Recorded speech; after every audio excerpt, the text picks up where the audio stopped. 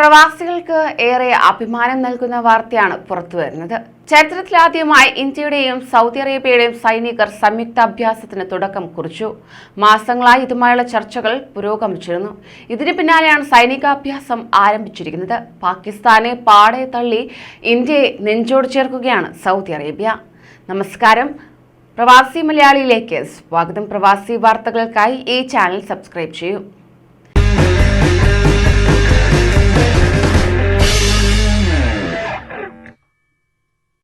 അങ്ങനെ ഇന്ത്യയും സൗദി അറേബ്യയും ചരിത്രം കുറിച്ചുകൊണ്ട് സൈനികമായി ഒന്നിച്ചിരിക്കുകയാണ്. ഇതിന്റെ പ്രത്യക്ഷ തെളിവായ സൈനികാഭ്യാസങ്ങളാണ് ഇപ്പോൾ സൗദിയിൽ നടന്നുകൊണ്ടിരിക്കുന്നത്. സൗദിയുമായി ഏറെ അടുപ്പം പുലർത്തിയിരുന്ന പാകിസ്ഥാൻ വാണിജ്യപരമായിട്ടും സൗദിയെ തന്നെയാണ് ആശ്രയിച്ചിരുന്നത്.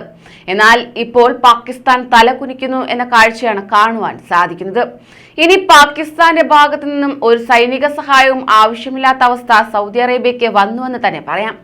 ആയതിനാൽ തന്നെ ഒരു വിധത്തിലുള്ള സാമ്പത്തിക സഹായം സൗദിയിൽ നിന്ന് പാകിസ്ഥാൻ പ്രതീക്ഷിക്കേണ്ട എന്നും വ്യക്തമാക്കിയിരിക്കുകയാണ്. പറഞ്ഞു വന്നത്, ഇന്ത്യയും സൗദിയും ഒത്തുചേർന്ന് പാകിസ്ഥാനെ തൂക്കിയെടുത്ത് അറബിക്കടലിലെറിഞ്ഞു.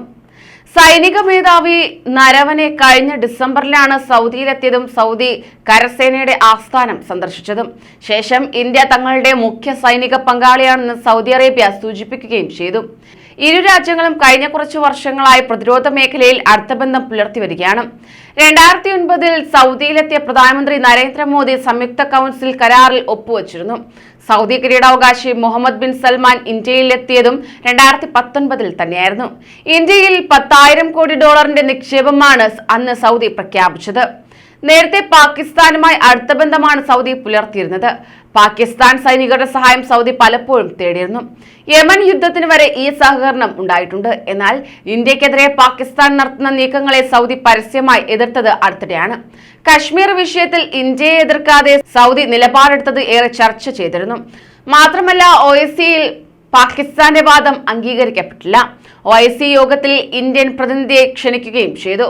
പാകിസ്ഥാൻ നൽകിയിരുന്ന വായ്പ സൗദി തിരിച്ചടയ്ക്കാൻ നിർദ്ദേശിച്ചതും വലിയ തിരിച്ചടിയായി മാറി. ഇതേ തുടർന്ന് സൗദി ഇന്ത്യയുമായി അടുക്കുന്നുവെന്ന് മനസ്സിലാക്കിയ പാകിസ്ഥാൻ തുർക്കിയുമായി സഹകരണം ശക്തമാക്കുകയാണ്. തുർക്കിയും സൗദിയും അറബ് മേഖലയിൽ മേൽക്കോയ്മ സ്ഥാപിക്കാൻ ശ്രമിക്കുന്നവരാണ്. ഗൾഫ് രാജ്യങ്ങളുമായി അകലുന്ന പാകിസ്ഥാനോട് വായ്പാ തുക സൗദി തിരിച്ചു ചോദിച്ചതും വലിയ വാർത്തയായിരുന്നു. എന്തായാലും റിപ്പോർട്ടുകൾക്ക് പിന്നാലെ ഏറെ ആകാംക്ഷയിലാണ് പ്രവാസ ലോകം.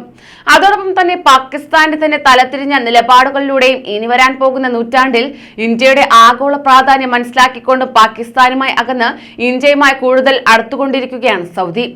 ഇന്ത്യ സൗദി സംയുക്ത നാവിക അഭ്യാസത്തിലൂടെ ഇതിന്റെ ഏറ്റവും വലിയ തെളിവാണ് നമ്മുടെ കൺമുന്നിൽ കണ്ടുകൊണ്ടിരിക്കുന്നത്. അങ്ങനെ ഇന്ത്യയുടെ മുൻനിര ഇന്ത്യൻ യുദ്ധക്കപ്പൽ ഇപ്പോൾ സൗദി അറേബ്യയുമായുള്ള നാവിക അഭ്യാസത്തിൽ പങ്കെടുത്തുകൊണ്ടിരിക്കുകയാണ്. ഇന്ത്യൻ വെസ്റ്റേൺ നേവൽ ഫ്ലീറ്റിന്റെ മുൻനിര ഡിസ്ട്രോയറായ INS കൊച്ചി തിങ്കളാഴ്ച അൽമുഖ്ത അൽ ഹിന്ദി 2021 വ്യായാമത്തിനായി പോർട്ട് അൽ ജുബൈലിൽ എത്തി. അബുദാബി തീരത്ത് ശനിയാഴ്ച യുണൈറ്റഡ് അറബ് എമിറേറ്റ്സുമായി സായിദ് തൽവാർ എന്ന പേരിൽ അറിയപ്പെടുന്ന ഡ്രിൽ നടത്തിയതിനു ശേഷമാണ് യുദ്ധക്കപ്പൽ സൗദിയിൽ എത്തിച്ചേർന്നത്.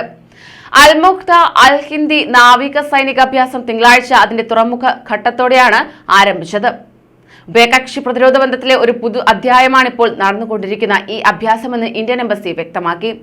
Royal Saudi naval force, border ഗാർഡുകൾ, ഇന്ത്യൻ എംബസി ഉദ്യോഗസ്ഥർ എന്നിവർ INS കൊച്ചിയെ തുറമുഖത്ത് സ്വാഗതം ചെയ്യാൻ സന്നിഹിതരായിരുന്നു.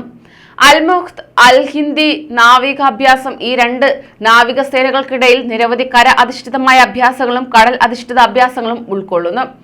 ഇന്ത്യ, ഓസ്ട്രേലിയ, ജപ്പാൻ, US എന്നിവിടങ്ങളിൽ നിന്നുള്ള യുദ്ധക്കപ്പലുകൾ ഉൾക്കൊള്ളുന്ന ചതുർഭുജ സുരക്ഷാ ഡയലോഗ് അല്ലെങ്കിൽ ക്വാഡിന്റെ ഭാഗമായ സംയുക്ത നാവികാഭ്യാസങ്ങൾ പടിഞ്ഞാറൻ പസഫിക്കിൽ വെച്ച് അടുത്ത് തന്നെ നടക്കും. ഇന്തോ പസഫിക് മേഖലയിലെ ഗതിവിഗതികൾ തന്നെ ഭാവിയിൽ നിർണ്ണയിക്കുന്ന അതിശക്തമായ ഈ സൈനിക സഖ്യത്തിലെ മുഖ്യാംഗമാണ് ഇന്ത്യ എന്നതും സൗദി അറേബ്യയെ സംബന്ധിച്ചിടത്തോളം ഇന്ത്യയുടെ പ്രാധാന്യം ഉയർത്തുന്ന വസ്തുതയാണ്. അതേസമയം ഇവർ എല്ലാവരും കൂടി വളഞ്ഞിട്ട് ആക്രമിക്കാൻ തക്കം പാർത്തിരിക്കുന്ന ചൈനയുടെ സന്തത സഹചാരിയാണ് നിലവിൽ പാകിസ്ഥാൻ. ഇതും പാകിസ്ഥാനെ പ്രതികൂലമായി ബാധിക്കുന്ന ഘടകമാണ്. കൂടുതൽ പ്രവാസി വാർത്തകൾക്കായി ഈ ചാനൽ സബ്സ്ക്രൈബ് ചെയ്യൂ.